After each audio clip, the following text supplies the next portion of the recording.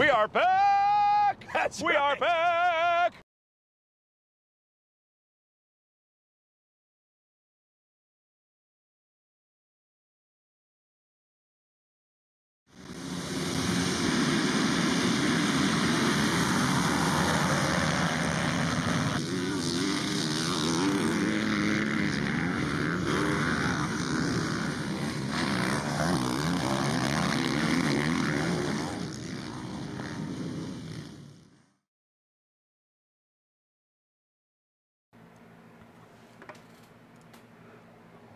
What is going on, everybody? As you saw in the show opening, we're back. I know it's been a while since I've done this. The last time I was on here, I had Ryan Sipes in studio. Let me brighten this up just a little bit. There we go. What is going on, everyone? Welcome to the new installment of the Motocast web show, motocast.live. If you're on the website, I am having an issue getting that to connect. I'm still working on it, but you know, if you're on Facebook or YouTube, I appreciate you you guys being a part of this thing. We got donations coming up here this weekend at Redbud. Leave a comment in there. Let us know your predictions. I'll throw them up on the screen. We'll get a discussion going. And throughout the course tonight, we're going to be talking about all the teams, all the nations, and also, if you guys haven't seen this yet and you haven't heard, Pit Bike Donations for the first time ever, Saturday night on the amateur track. It's going to be sick. We got an all-star lineup for a lot of the countries, including USA, Canada, including one of our own homegrown from right here in Ohio. So I'm really excited about that one. 30,000 people plus at minimum watching pit bike racing Saturday night at Redbud for Pit Bike Donations. USA, Canada, Sweden, France, they're all in there. And that is going to be awesome, so I cannot wait for that. But thank you guys for joining us. I know, like I said, I know it's been a while. But if you have anything you want to talk about donations and give your predictions, throw them down below. And like I said, I'll throw them up on here if they're any good, if there's any kind of worth discussion right there. But yeah, Motocross Nations, it's back on U.S. home soil for the first time since Thunder Valley in 2010. And the last time I was in the United States, we took home the win. And I believe the team was, what was it, Kennard, Short, and Dungy that year. So, yeah, I'm excited. Redbud is the pinnacle, you know, is the hype of U.S. motocross. Maybe not the pinnacle, you know, I bet you know, everybody at Unadilla would have something to say about that since they were the first and they've been around the longest, you know, pretty much longer than just about anybody. But when you hear American motocross, you think of Redbud. So I'm really excited about that one. And yeah, it's just going to be a good time. I cannot wait. And like I said, we, you know, Pit Bike Donations, you know, we got an all-star lineup for that one in a lot of the countries. I know USA is bringing some heavy hitters.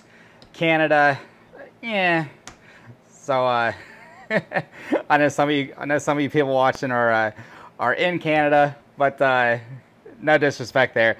Hey, gotta represent the red, white, and blue, and gotta represent home country pride. So, but no, thank you guys, and you know we're you know less than a few days away, and I'm leaving tomorrow to head up there and going to try to be posting updates as much as I can. The weather is not looking so hot. As far as the, you know, it looks like it's going to rain starting tomorrow afternoon, roughly tomorrow evening, and leading right into race day on Sunday. So that's going to really throw a curveball if that weather forecast holds. But regardless, it's going to make for some interesting racing. It's going to make for some good racing. And, you know, hopefully we bring it back home for the USA, the Chamberlain Trophy. We haven't had it since 2011. From 2012 in Lommel all the way through, you know, Latvia, Spain, France, Germany, you know, it's eluded our hands due to one thing or the other. Last year, you know, was obviously our worst finish that we've had in a number of years. I think the last time, you know, we had a finish that poorly was when we just didn't go, and that was all the way back, you know, 2001 with the whole 9/11 incident, unfortunately, and I think that was the last time we had a number as high as we do right now. But yeah, we're excited. We're ready to go. We got all the big players. You know, we've got our strongest team that we've had in a few years with Tomac and Plessinger and Barsha. So, you know, I think we got a really good shot. A few of the teams that were announced a couple of weeks ago, they have changed up a little bit, and we'll get into that more when we go through the breakdown of all the teams. And yeah, Kyle, I will get to that in a second. For those of you that are on Facebook, of course, you know, the big discussion is ET versus the Bullet, and we will definitely get into that during the show. But again, want to thank you guys for being a part of this. So let's, you know, enough semantics. I've been talking for 5 minutes now without getting anything.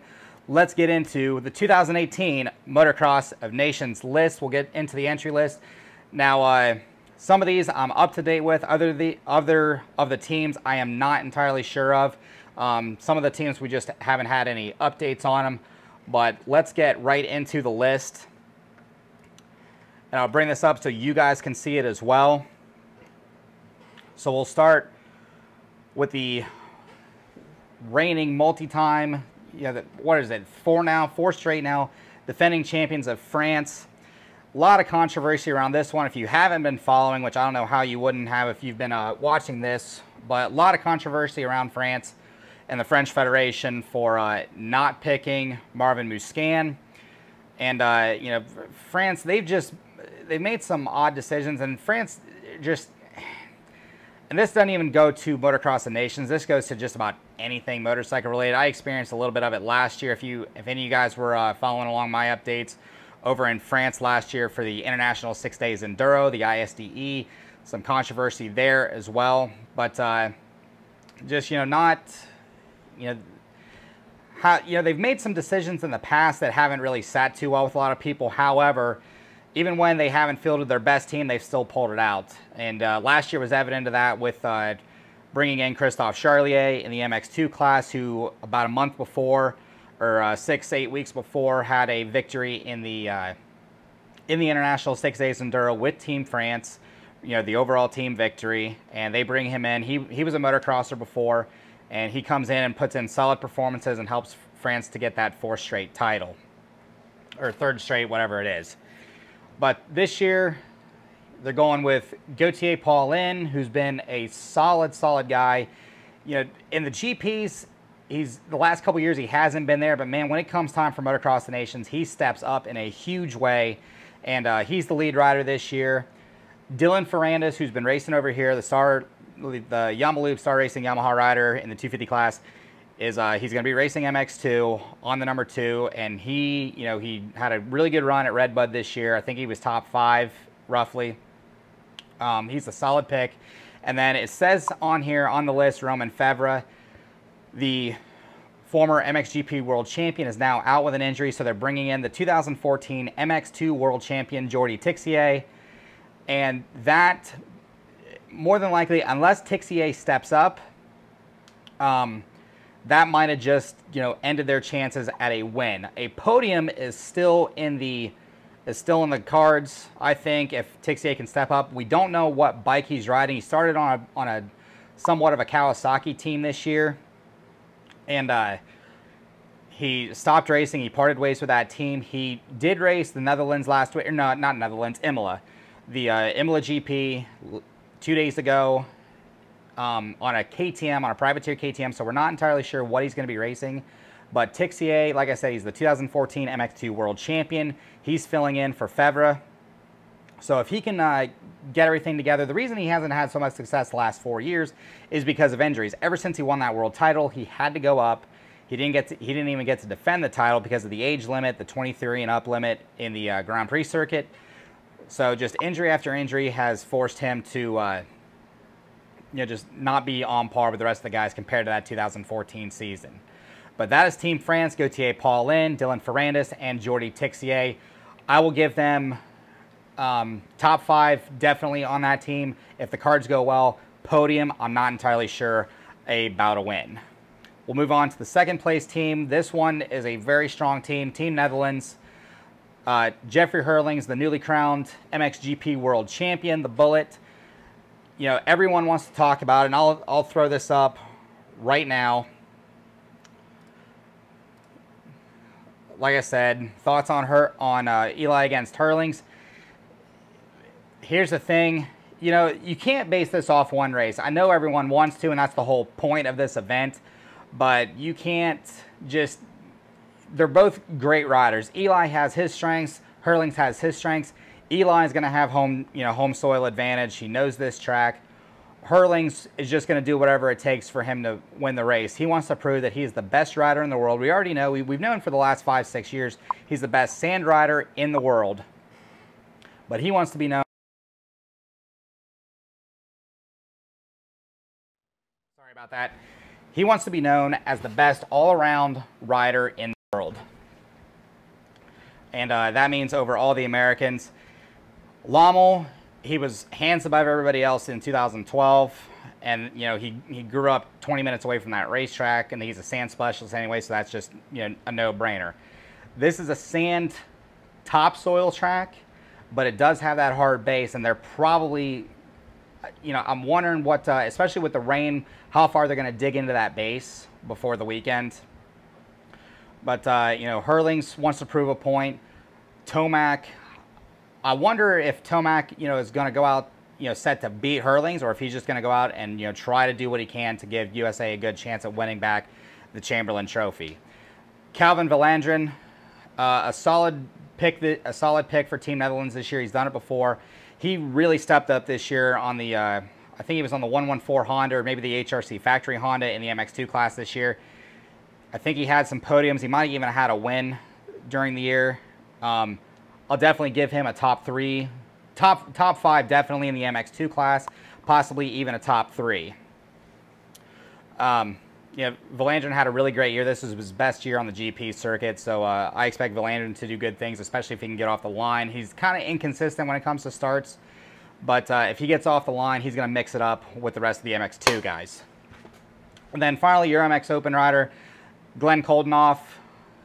He's had some, you know, struggles at the Donations in the past, and it just hasn't worked out all that well for him.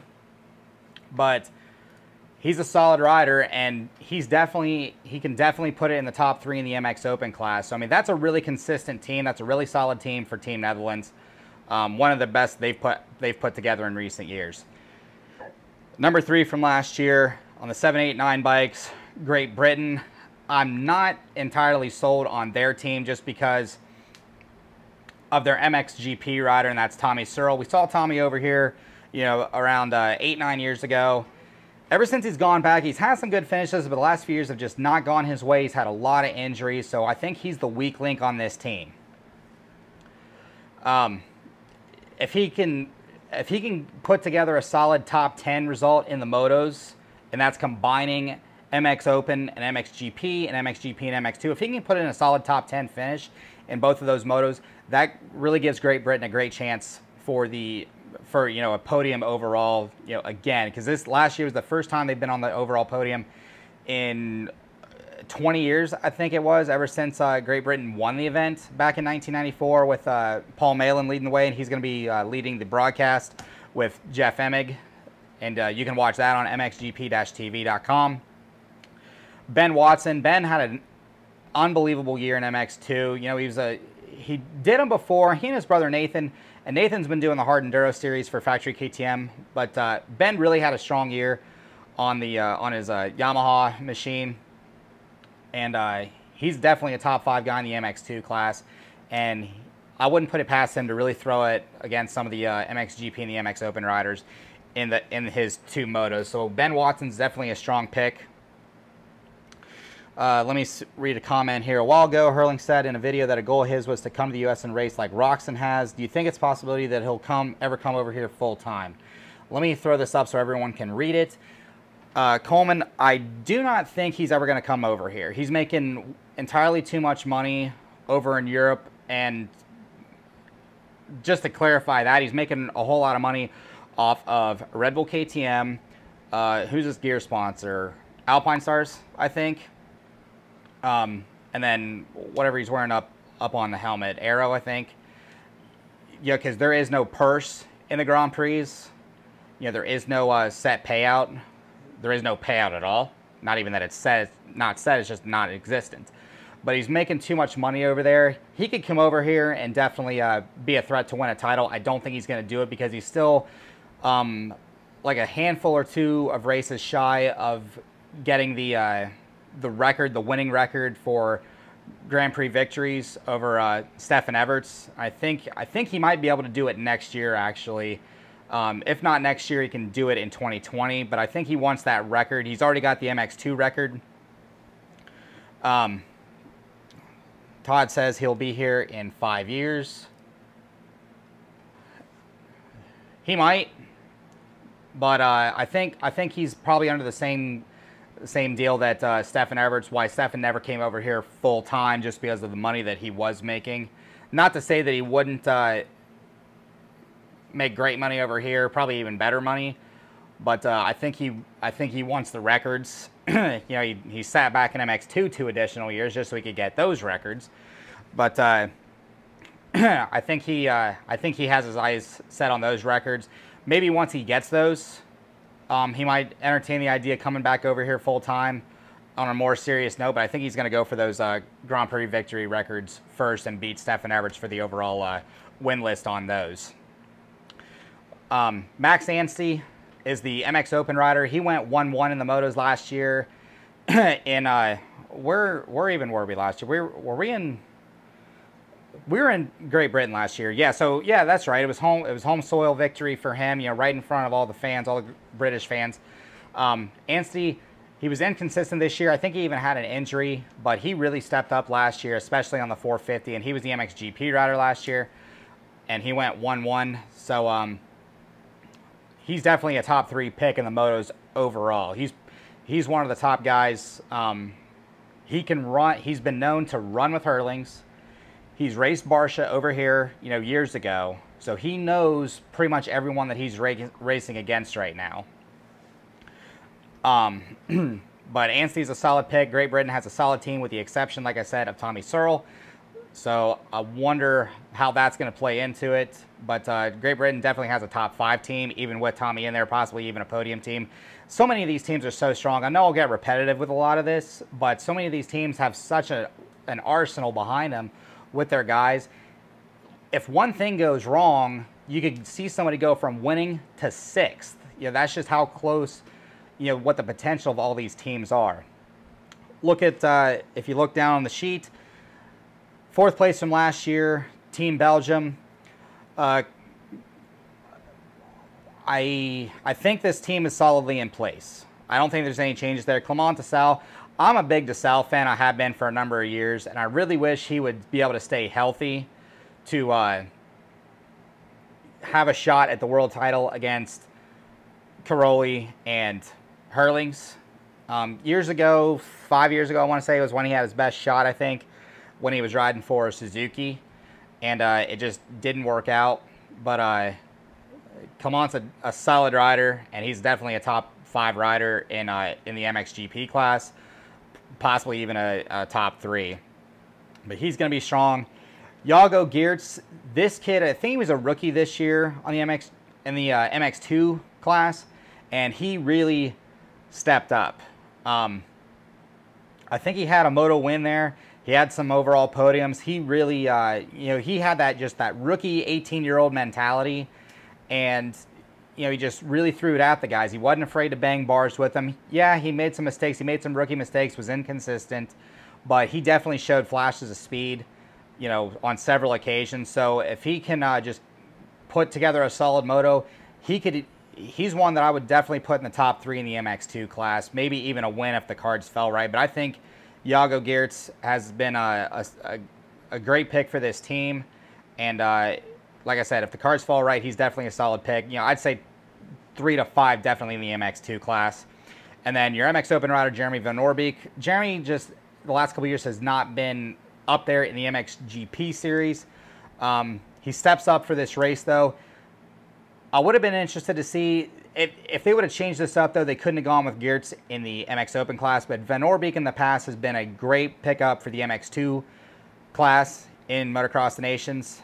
But he's been riding the 450 the last 3 years. He has dropped back to MX2 in a couple times for this event, but I don't know if Belgium had another really solid choice if they would have put Jeremy back on a 250F for this one, and because I don't think putting Yago on the 450 would have been the best move. But this is definitely a solid team. Belgium has the capability of winning this race. 5th place overall last year, Team Switzerland, Valentin Guillaude. He's been really good. If he would just... He's too inconsistent.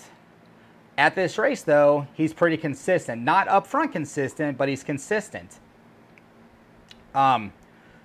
So, he's a great pick.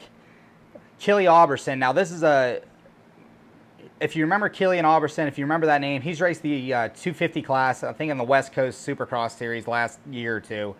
He raced it this year. I think he's the Swiss national champion this year, if I'm not mistaken. I'm not entirely sure on that, because why would I know that? But Killy raced against Plessinger this year in the 250 class, so he at least has some experience on racing against the U.S. guys. The guys he doesn't have a racing experience with are all the rest of the Euros, but he has experience racing on U.S. soil, so I think that's going to be beneficial to him. I'd put him at best top 5 in the MX2 class. If he surprises me, more power to him, but I'll put Killy Alberson 5th place at best in the MX2 class based on what I saw this year in the 250 West Supercross Series. And then Jeremy Seewer, the same thing as with Guillaude, just too inconsistent, but when he's on, and he's got the speed. He's beaten Hurling straight up. He's beaten Jonas straight up. He's taken it to Cairoli. He's taken it to all the guys, but he just needs to get a start, and he needs to just keep it on 2 wheels. If he can do that, he's a solid guy. 6th place last year was Australia. They're not coming in with their best team. That one, people argued. But, I mean, what were they really going to do? I mean, and this is not knocking against Chad Reed, but they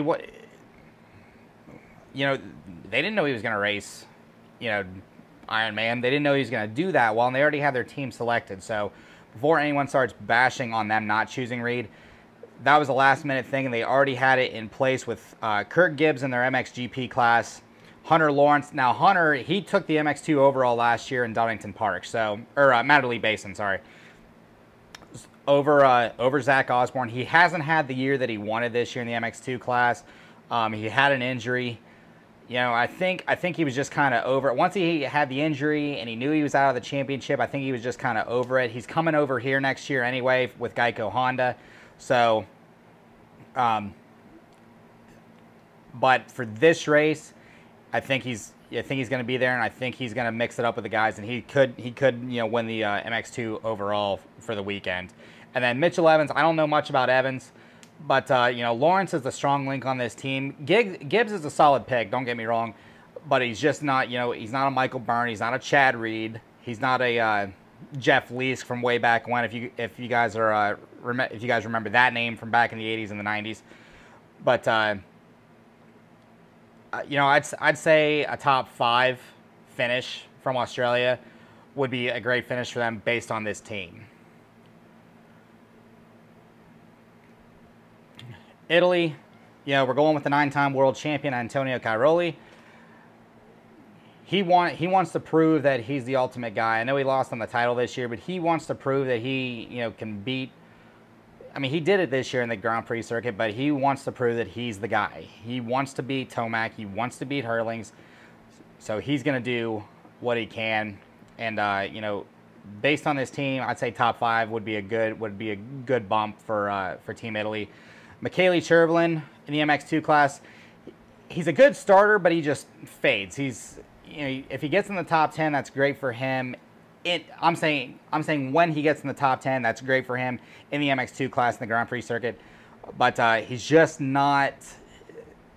They're not loaded deep, you know. And I think a couple of the other guys, like Laranaga or Laranga, or however you say his name, I think they're hurt, so I think that's why Chervelin gets the spot.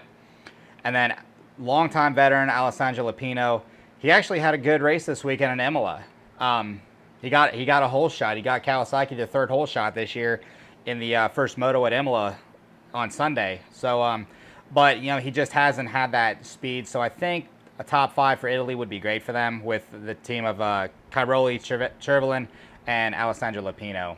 8th spot, Estonia, Tano Leok.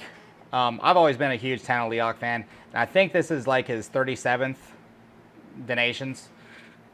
I might be fudging that a little bit, but he's got to be pushing, you know, his 20th Donations at least. He shows up for this event. He really does. I remember a few years ago in Latvia, he really showed up for this event. So Tano's a good pick.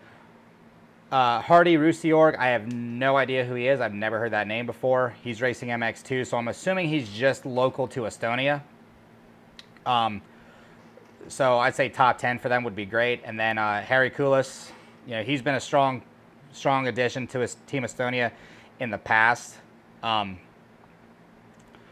So, I mean, I'd say a top 10 out of Estonia would be a great finish for them. And then 9th place, red, white, and blue, MXGP, Eli Tomac, the two-time defending AMA national champion.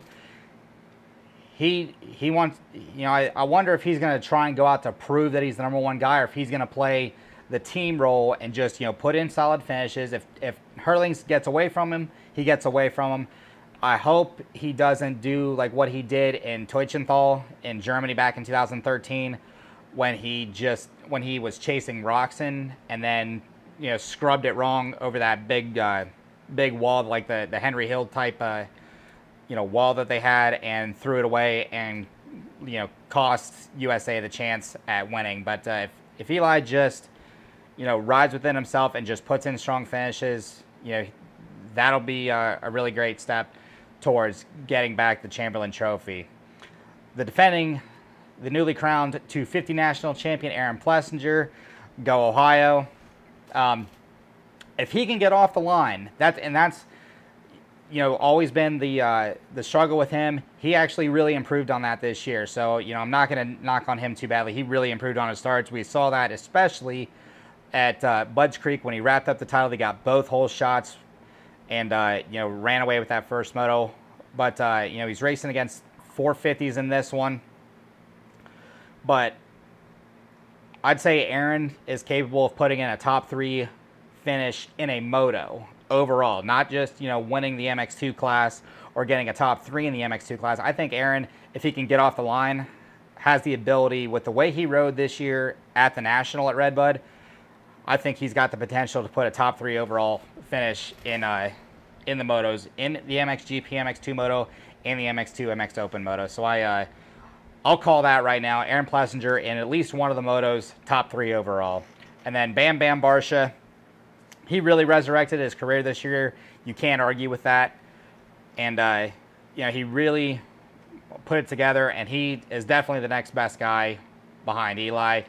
And Justin steps up at this event. I know that there's been some, not even some like issues or problems, but he's had crashes in the past, but it's not for a lack of trying. You know, I remember, Lama, when he hit, who did he hit? I think it was Ken DeDiker he ran into in the last moto and ripped some of the spokes out. Or maybe that was his first moto in the MX2 MX Open moto.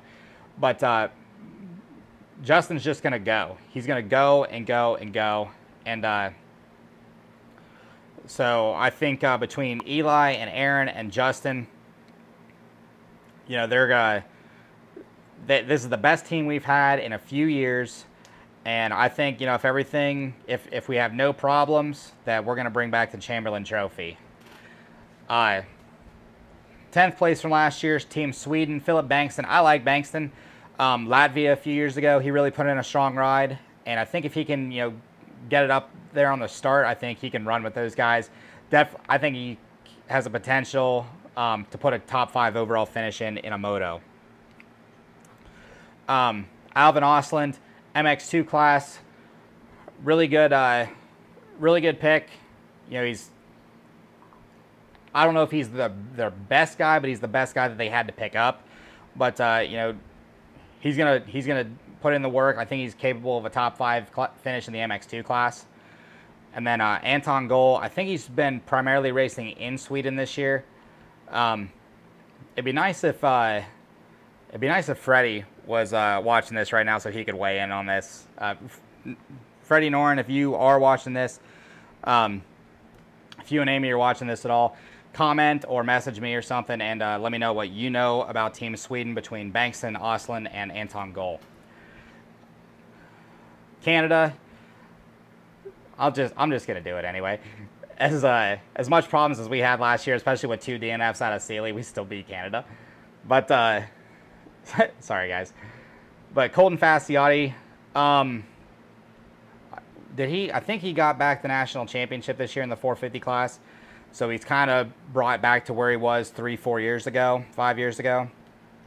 So he's going to be really strong. Jess Pettis, he won the 250 championship this year, the 250 national championship in Canada. He's going to be really strong. Top 5 definitely.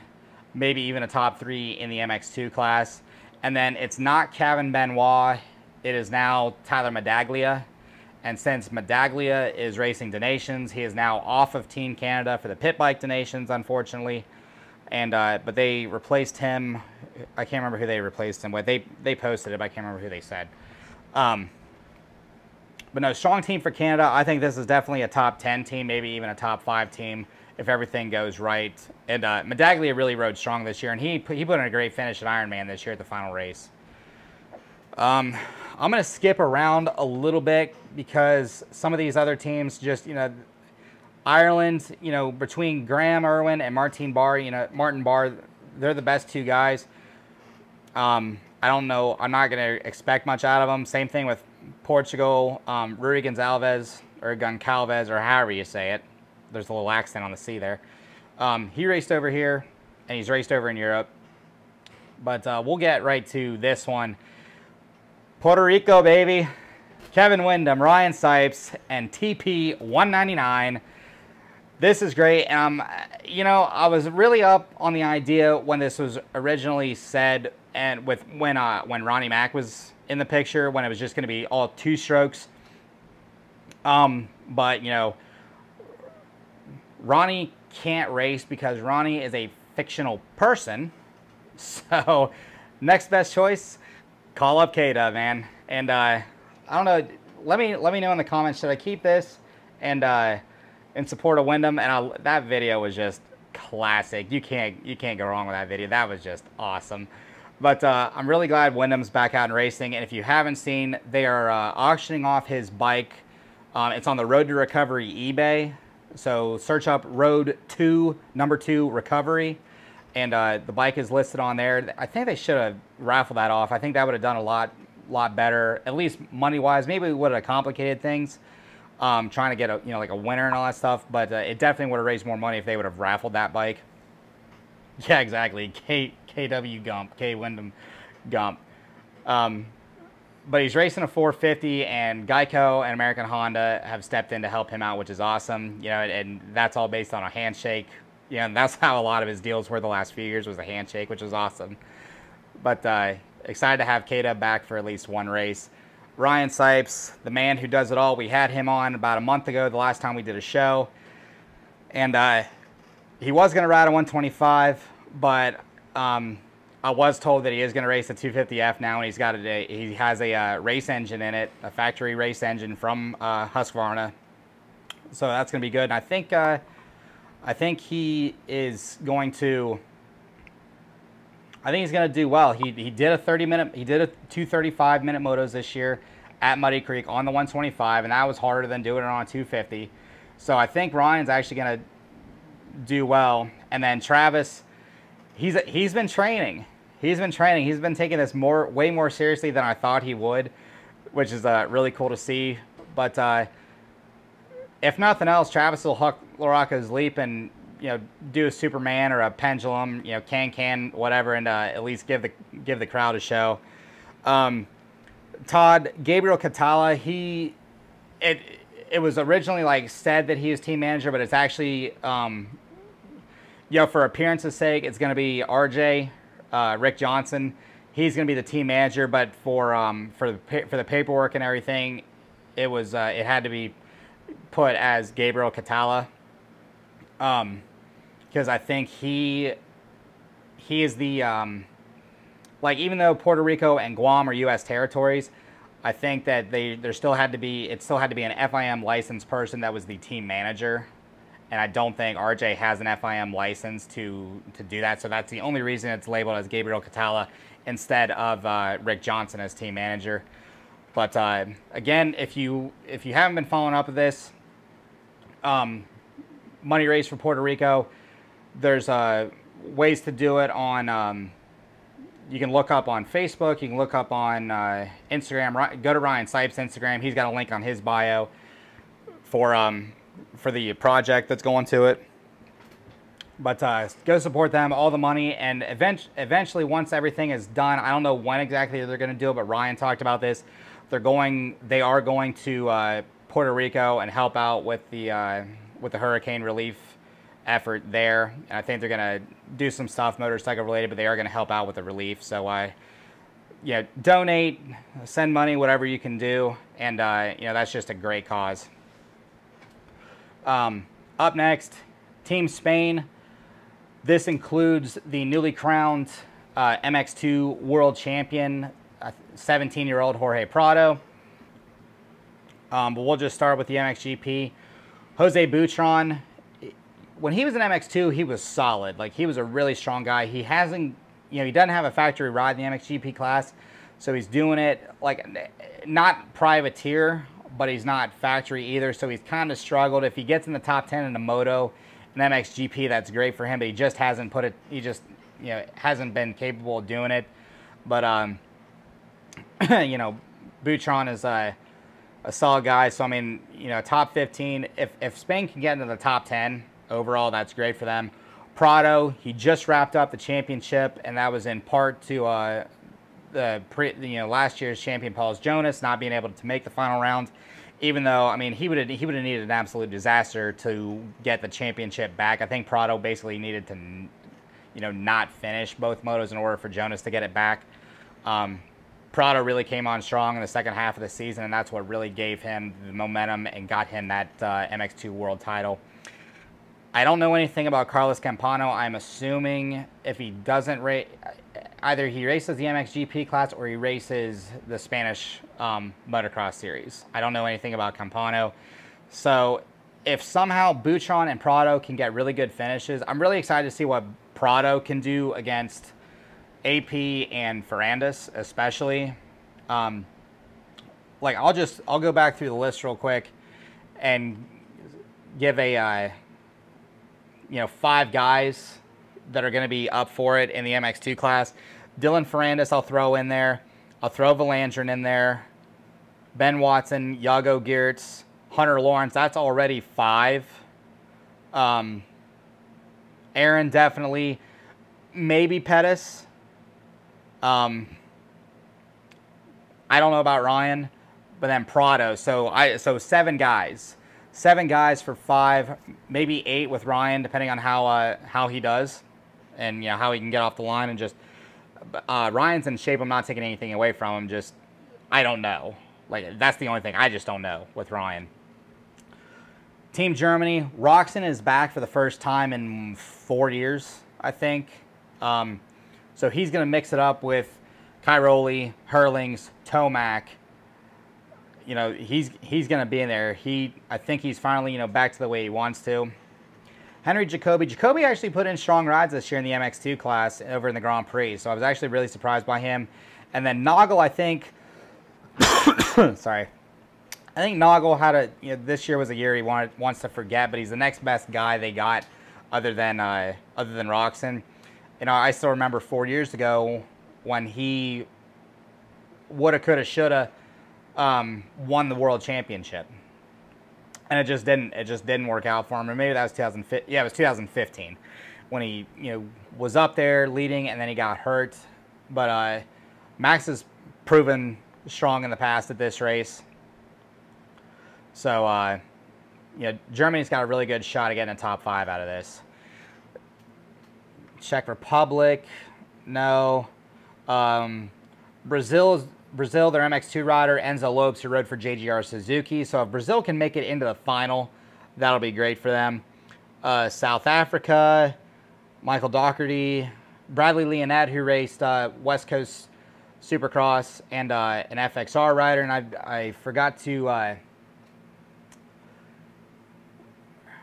do that, but yeah, thanks to our sponsors, presented by AOMC, FXR, Wiseco, ProX, Bonsai Suspension, Flow Vision Goggles. Thanks to all those guys for being a part of this. There's so much going on, I can't remember it all. However, so that's South Africa, Ukraine, nothing. Iceland, no. Argentina, Philippines, Japan. Miss you too, Tiff. If you look at Japan, their MX Open rider, Toshika Tomita, he raced over here this year in the 450 class under the HRC tent. He's a top, I'd put him in the top 10. Definitely in the top 10 in the MX Open class. Maybe if everything goes right, top 10 in an overall. Mexico, they're actually sending a decent team this year. Julio Zambrano is really quick. I've seen videos of this kid ride. He's really quick. Felix Lopez, he did some nationals this year. He's strong in the MX Open class. Arturo Ferrero III, I have no information on whatsoever. So if Mexico can make it into the final, that'll be great. Austria, Lucas Neurotter, Michael Sander, Pascal Rockenecker. Let me get that queued up here. I'll come back in a second, but I actually had the chance to interview Pascal at the GNCC last weekend. Sorry about that, guys. If you can still hear me here. What I was saying before, I actually had the chance to talk to Pascal, and if the internet connection, that's why I just dropped right there. If the internet connection has any strength whatsoever, I will throw that interview up. But Pascal has been racing the GNCC series this year for Coastal Racing Husqvarna. And what's really cool is the whole Coastal Husqvarna team with former GNCC champ Barry Hawk, Scott Kiger, and the guys. They're going to be supplying the rig this weekend for Team Austria with, let me pull this back up here. Yeah, with Neurotter, Sander, and then Pascal. Pascal had a really strong ride going Sunday at the GNCC at High Point. Like I said, if the internet is going well at all, I will throw the video up.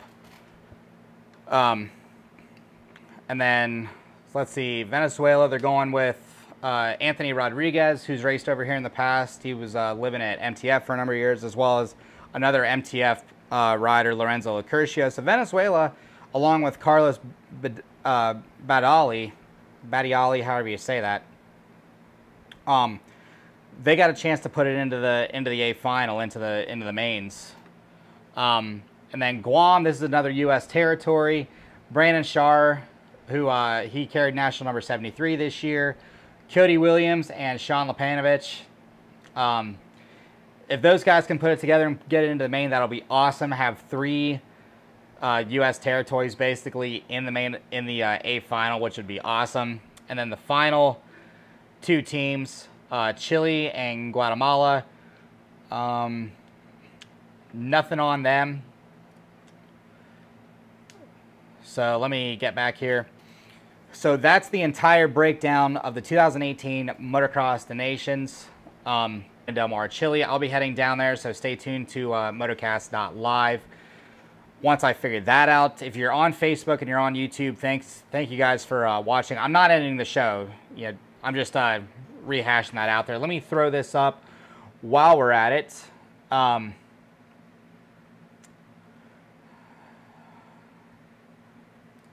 Here we go. If you guys are watching this on one or the other, Facebook, YouTube, follow me on Facebook. You can also go to my media page, my company page, facebook.com/kwolfmedia, instagram.com/_Kyle_Wolf.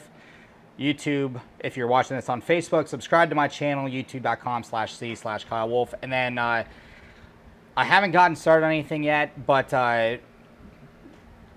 support me on Patreon, and I've got here in the next little bit, hats, shirts, stickers, whatever, go on Patreon.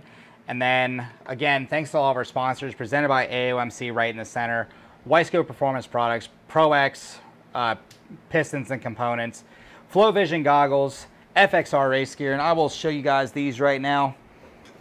A little bit dirty from the last time I rode with them, but Flow Vision doing really awesome on the goggles. Really nice triple stage foam right there, and you know, switch out the lenses, nice post for everything for the tear offs. But Flow Vision goggles, you can check them out at flowvisionco.com, I think is what it actually is. FXR race gear, pull the jersey out right here. Whoops. Pull the jersey out. This is 2018. 2019 stuff is now available if you want sponsored for the 2019 season. Hit me up. I am a rider rep for FXR Moto. Todd, how do I get those? Are you talking about the goggles or the gear? Send another comment and I will answer that for you.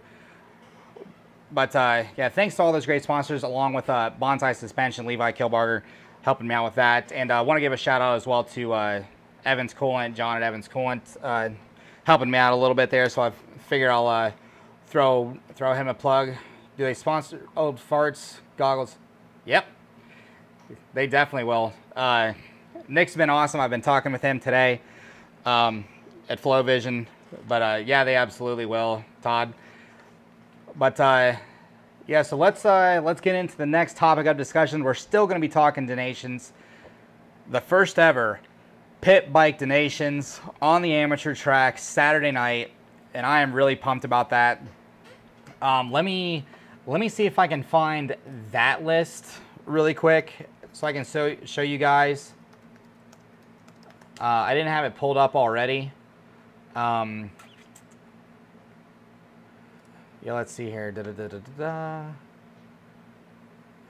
I can't find it there.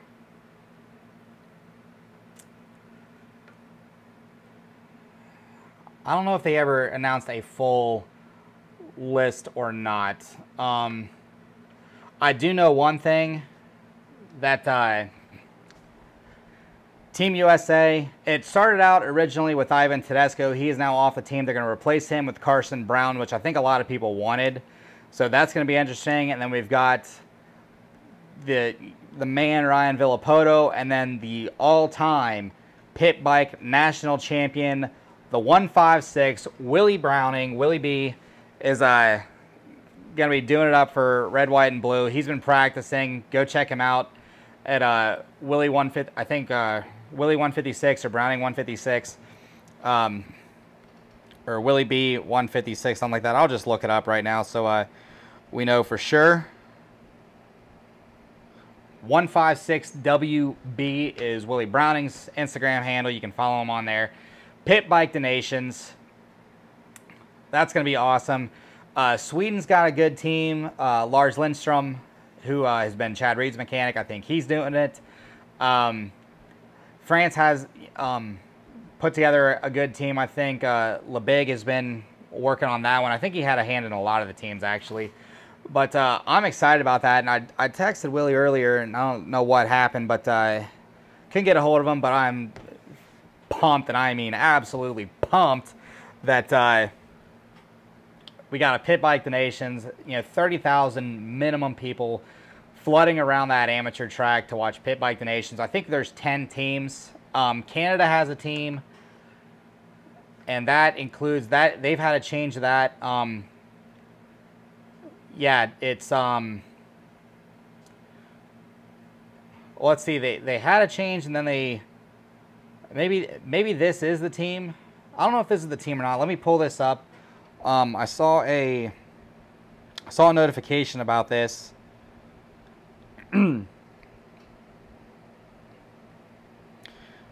But I know Ryan Gauld is doing it. I know Austin Watling is doing it. Who was the third rider? They just brought it up. Sorry for not knowing this, but let's see here. Dylan Wright. Yeah, it was going to be Tanner Ward. Then it turned into Tyler Medaglia. Since Medaglia is racing in replace of Benoit at the actual Donations, now it is Dylan Wright, who is a solid MX2 rider up in Canada, a race winner. So, with the exception of Gauldy,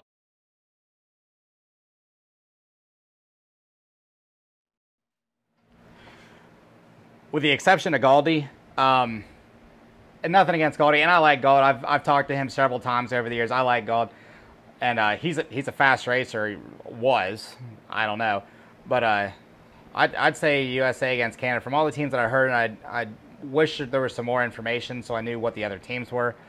But yeah, that's going to be awesome. And if I have the ability to at all, I will have this thing, and I will try live streaming it on Facebook, YouTube, something, so I can so you guys can all see the Pit Bike Donations, the first ever Pit Bike Donations, and Rob Bidas has been a huge hand in that one. But it's gonna be sick. I cannot wait for that. And what's up, T-Bag? Thanks for joining, buddy. Thanks for watching. Are you going over? Comment below. Are you going over there this weekend, Alex? Are you going to Donations this year? I know Barry and Scott, and I think Ian's all going. I didn't know if you were planning on going or not. But and a great ride last weekend at the GNCC for second after everything that happened earlier in the week. Second place in the 125 class. But all right, streaming on Facebook. Okay, I follow while I have to work.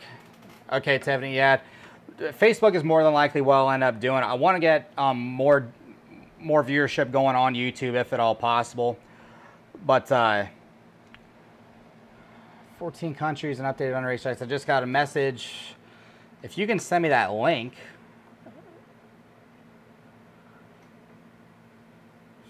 14 countries. Okay, where is that? Let me look. Let me look.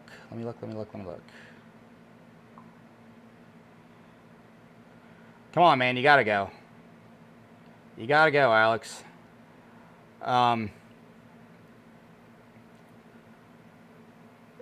Jackie, if you can send me that, if you can text me the link so I can pull it up, that would be awesome.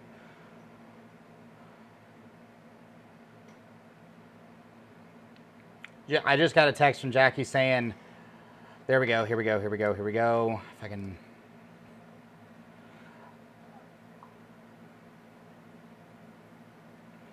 Okay, so we at least know the countries.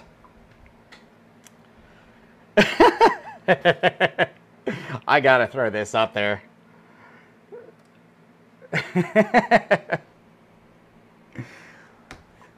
Hey Isaac, should we ask Chad Reed how he feels about that one? Oh, I had to. I absolutely had to. All right, so 14 countries for Pit Bike Donations: USA, Canada, New Zealand, Netherlands, Sweden, Italy, South Africa, Belgium, France, England, Ireland, Australia, Mexico, and the Vatican. Nice. So it says right here, Villapoto, Tedesco. So Tedesco's out. Gareth Swanepoel, so that's going to be South Africa. Eddie Seal, I think that might be Sweden. I'm not entirely sure on that. So let's see, 8:30. 8:30 on the night track. I wish I would have seen this earlier. I would have just emailed LeBig. But yeah, that's gonna be awesome. Yeah, hashtag my hero. That is funny. Yeah, Isaac. Let's just ask CR22 how he feels about that one. Or vice versa, because you and I both know how Corey feels about Chad. But, yeah, so Motocross Nations. I think they're trying to get it back on the, sorry. I think they're trying to get it back on the U.S. on a regular schedule every 3 years, 3 to 5 years, maybe.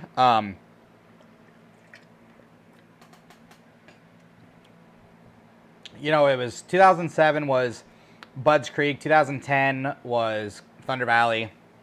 It was supposed to be 2015 Glen Helen. Then 2016, or no, 2017 Glen Helen. Now 2018 finally at Redbud.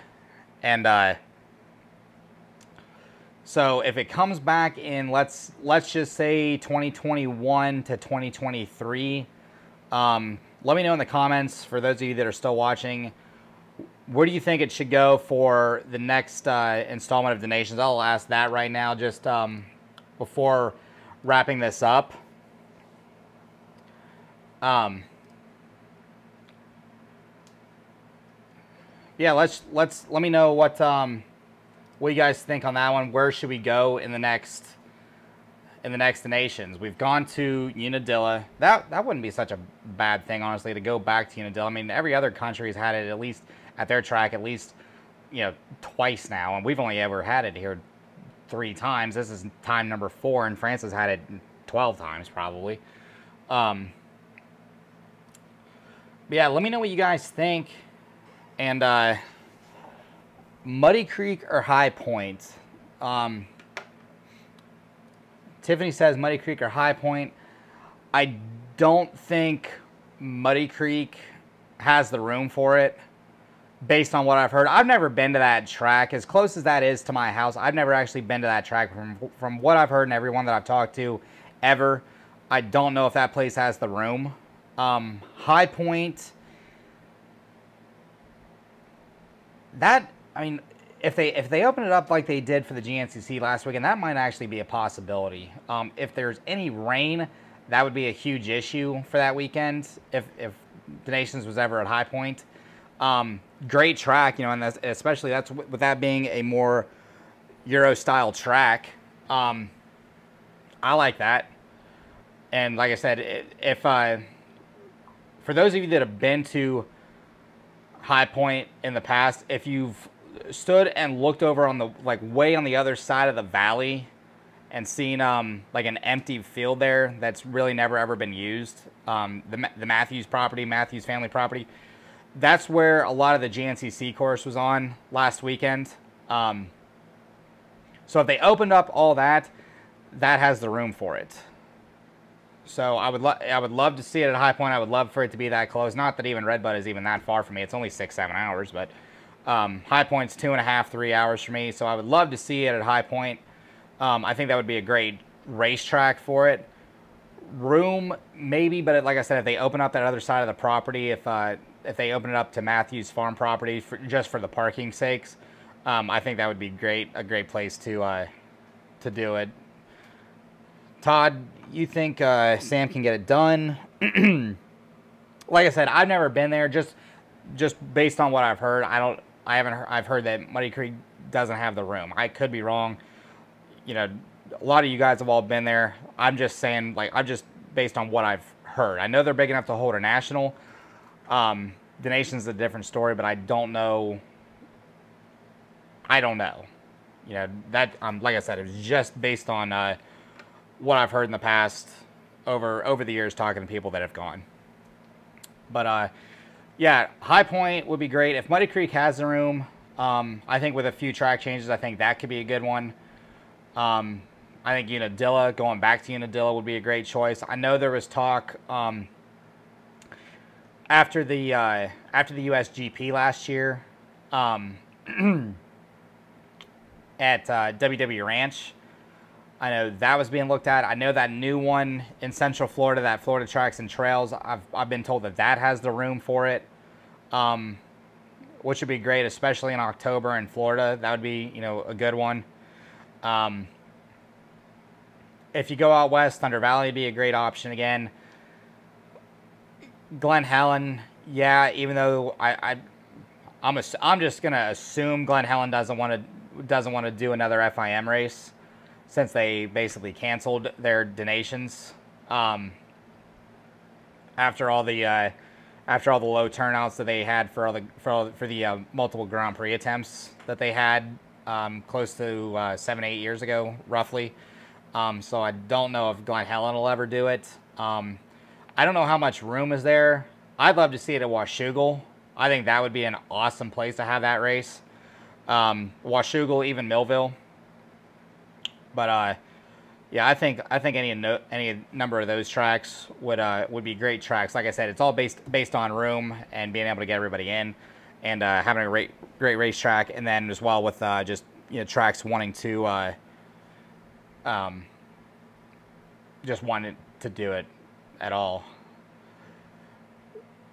Dave, you got here late. We've been talking Motocross the Nations. I've gone through all the teams and given my evaluation on what I know from all the guys racing for all the countries. 31 countries going for 20 spots in the A final. I went over USA, which is my pick to win it.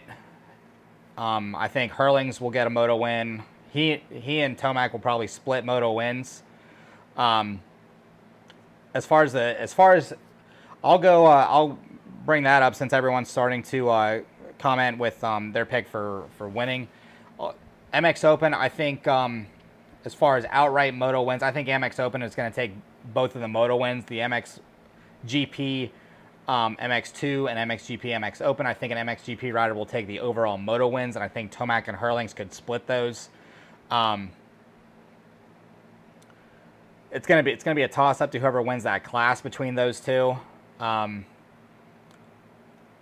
Yeah, only one way to find out. MX2, I think it'll be a battle between AP and Ferrandis and Lawrence. I know I'm leaving out Prado in there. I know I'm leaving him out of the conversation for those three. I'll bring that back up actually. If I can even find it again.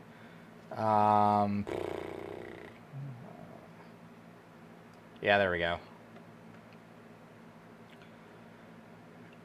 Valandrin, no. Ben Watson, maybe. I'd say definitely AP. Ferrandis, I'll throw Hunter Lawrence in there. I'll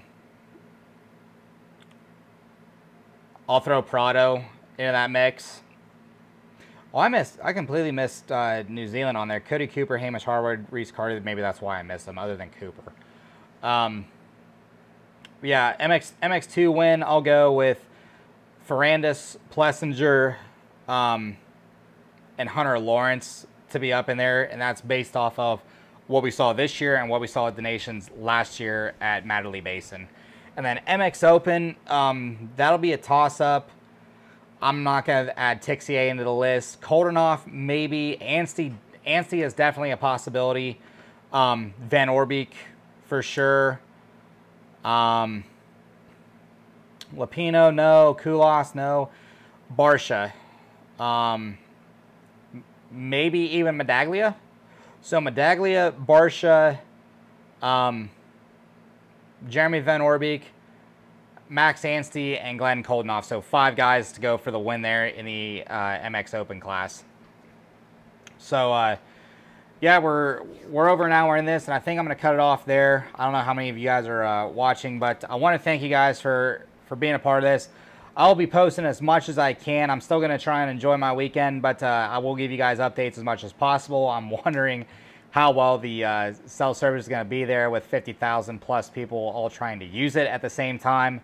But if nothing else, the next time I do a show, I'll try having like a vlog or something for you guys to watch and talk about. But yeah, 2018 Motocross the Nations at Red Bud. I can't wait. Pit Bike the Nations Saturday night at 8:30. Willie B, Carson Brown, and Ryan Villapoto. You know, for Team USA in that one, and then for Sunday's racing, AP, Eli, and Barsha. So I'm excited. I can't wait to get it going, and you know, just it's gonna be a great time.